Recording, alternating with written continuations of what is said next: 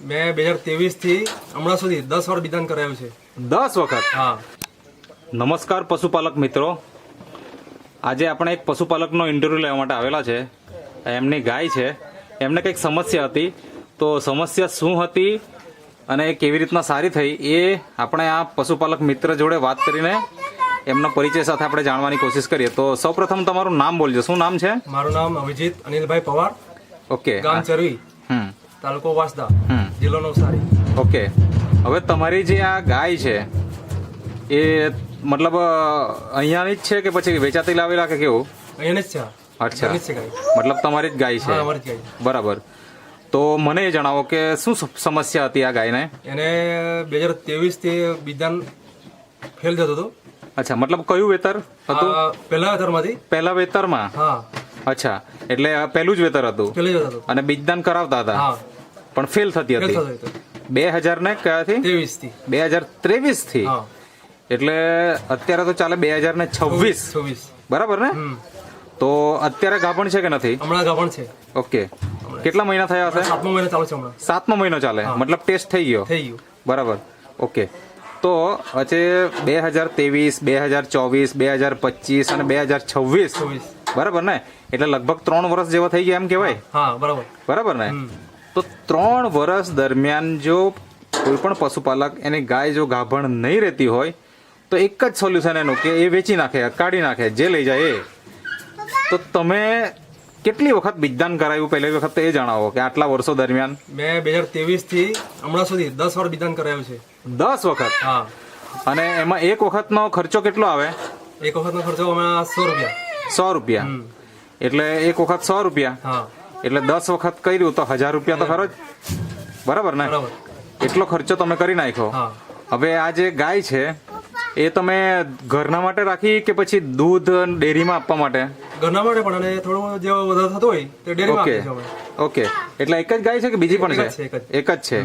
તો ઘરે પણ કામ લાગે હા. અને આપણે ડેરીમાં પણ બચત આપી શકીએ, હા. એના માટે આપણે પશુપાલન કરીએ છીએ. હા.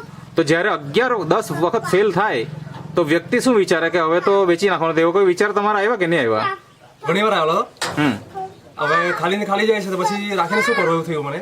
ઓકે. પછી પાછો એકવાર ટ્રાય કરી, બીજી વાર 11મી. હા. ત્યારે પછી ગૌરંગભાઈ પાસે મેં દવા લીધી. ઓકે. શું લીધું તમે થોડીક બતાવો ને. આ લીધી પેટવેટ. ઓકે.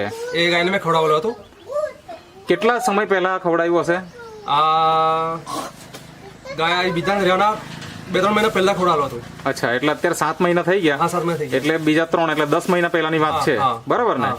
તો 10 મહિના પહેલા તમે આ પેટવેટ તમારી ગાયને ખવડાવ્યું. ખવડાવેલું. કેટલા ટાઈમ? આ 1 મહિના સુધી ખવડાવેલું. 1 મહિના સુધી? એટલે એક ટાઈમ, 2 ટાઈમ? 2 ટાઈમ. 2 ટાઈમ. હા. એટલે શેની સાથે ખવડાવતા? આ દાણ સાથે કે? આપણે એનું સુમલદાણો હતો. અચ્છા, તેની સાથે. એની સાથે હા. એક ચમચી? હા, 1 ચમચી. ઓકે. હવે આવું જ્યારે ખવડાવવાનું ચાલુ કર્યું હા. એટલે આનો ઉપયોગ તમે બીજદાન નથી રહેતું એમ કરીને જ તમે ચાલુ કર્યું? હા, તેના માટે જ ચાલુ કરેલું હતું. બરાબર. અને 3 મહિના ખવડાવ્યું હા. પછી ગરમીમાં આવી હશે ગરમી આવી પાછી. અને પછી બીજદાન કરાવ્યું. હા. તો એ જ ડોક્ટરને બોલાવતા કે પછી બીજા નવા ડોક્ટર? એને જ બોલાવેલા, એને જ. અચ્છા, મતલબ 10 વખત જે બોલાવ્યો તે જ ડોક્ટર? ના, પહેલી વાર તો બીજાને બોલાવેલા. હમ. 2 ટ્રાય મારેલી ઓકે. ડોક્ટરે. પછી ત્રીજી વાર પાછા આપણા ચઢાવના હતા હમ. ભગુભાઈ, તેમને બોલાવેલા હતા. ઓકે. પછી ત્યારે સક્સેસ થયું 11મી વાર. અચ્છા, મતલબ કે અલગ અલગ ડોક્ટર બી ટ્રાય કરી નાખ્યા તમે? ટ્રાય કરી નાખી. બરાબર ને? હા. હા. તો તમને કેવી રીતના ખબર પડી કે ગાય ગાભણ છે એમ? એ એક દિવસ મેં આવેલો પાણી પાવા માટે. હમ. પેટમાં હલતું દેખાયું મને થોડું. બરાબર. પછી મને લાગ્યું ચેક કરી લેવા દે મારે. હમ. પછી મેં ડોક્ટરને બોલાવ્યો. ઓકે. તેમણે ચેક કર્યું. પછી એમણે કીધું કે 7મો મહિનો ચાલુ છે. ઓકે. પછી મને લાગ્યું કે હવે છે. બરાબર છે. એટલે હવે વેચવાનો વિચાર પણ નથી આવતો ને? હવે માનો કે આવી ગાય હોય કે જે ગાભણ જ નહીં રહી હોય, હા. એ ગાય કેટલામાં લઈ જવું હોય તો? એ તો ફ્રીમાં જ આપવું પડે. ફ્રીમાં જ આપવું પડે, બાકી આવી તો કોઈ ગાય લઈ નહીં જાય, બરાબર ને? એટલી હિંમત કોઈનેમાં નથી નથી. કે હા. તો હવે અત્યારે હાલમાં ગાય ગાભણ છે, 7મો મહિનો છે, 2 મહિનામાં ડિલિવરી પણ થઈ જશે. હા. અને જો ગાય અત્યારે વેચવી હોય, માનો કે આપણે વેચવી નથી પણ વેચવી હોય તો કેટલા રૂપિયા આપે? લાસ્ટમાં 25-30 તો મળશે. 25 થી 30 ઓછામાં ઓછા મળે. હા. તો જે ગાયની કિંમત કદાચ 0 થવાની હતી હા. આજે 25 થી 30,000 રૂપિયા તમને મળી શકે એમ છે હા. બરાબર ને બરાબર. તો આ કમાલ છે આપણો આ પેટવેટનો પેટવેટનો.